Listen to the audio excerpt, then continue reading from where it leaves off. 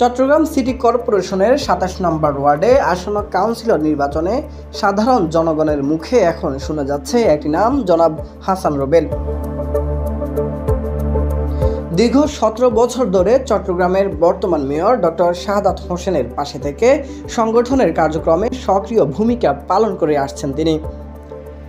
দলীয় রাজনীতির পাশাপাশি এলাকার নানা সামাজিক কর্মকাণ্ড, অসহায়দের সহায়তা এবং প্রশাসনের অন্যায়ের বিরুদ্ধে সাহসিকতার সঙ্গে অবস্থান নিয়েছেন হাসান রুবেল।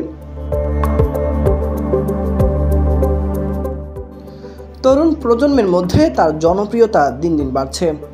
এখন ২৭ নম্বর ওয়ার্ডবাসী আশা করছেন এই দীর্ঘদিনের অভিজ্ঞতা ও জনসেবার মনোভাব নিয়ে তিনি সামনে এসে তাদের সেবক হিসেবে কাজ করবেন।